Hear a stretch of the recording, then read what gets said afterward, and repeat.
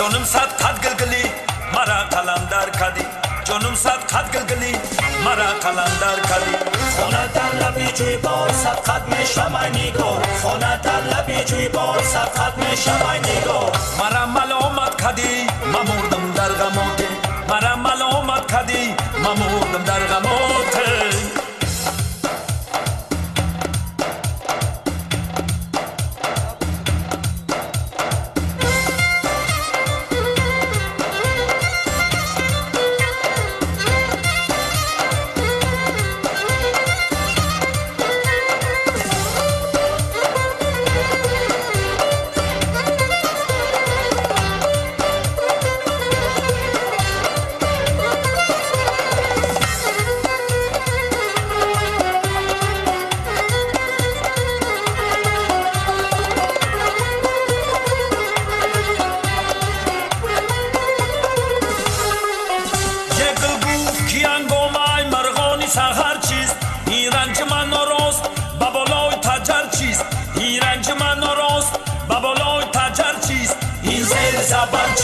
پایان نظر چیست این زیر زربر چیست پایان نظر چیست خورگلی تر چیست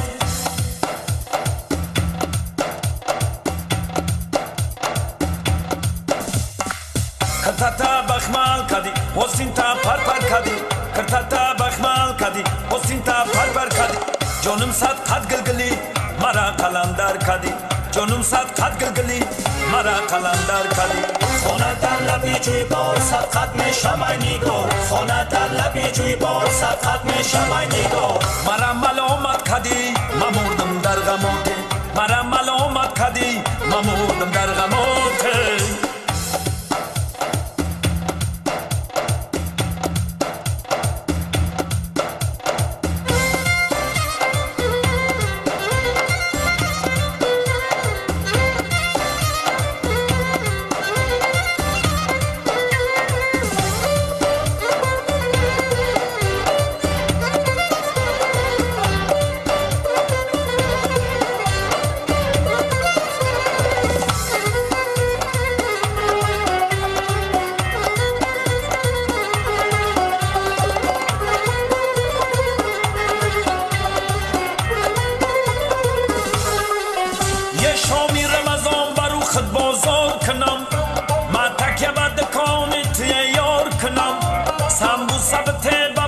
از روی کرم یه با کلچه روی من افطار کنم کرتتا بخمال کدی حسین تا پر پر کدی کرتتا بخمال کدی حسین تا پر پر کدی جانم صد قد گلگلی مرا قلندر کدی جانم صد قد گلگلی مرا قلندر کدی خانه در لبی جوی بار صد قد میشم ای نگار خانه در لبی جوی بار صد قد میشم ای نگار مرا ملامت کدی من مردم در غمات مرا ملامت کردی من مردم در غمات دیشب خانمی زیبا و خوابی من در آمد دیشب خانمی زیبا و خوابی من در آمد سوبیدم خستم زیجا خواب از یادم بر آمد سوبیدم خستم زیجا خواب از یادم بر آمد